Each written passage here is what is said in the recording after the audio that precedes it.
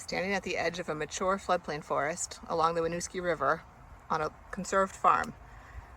Huge silver maple tree right next to me.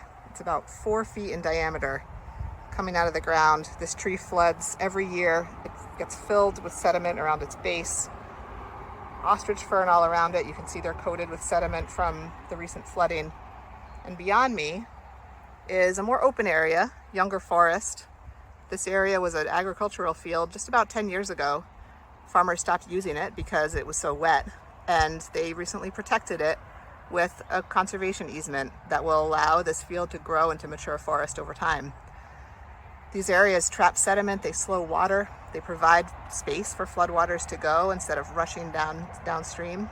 And as these trees grow, they'll turn this whole field into something that looks a little more like this, a messy, diverse, mature floodplain forest with the Winooski River beyond it, providing habitat, providing flood resilience benefits,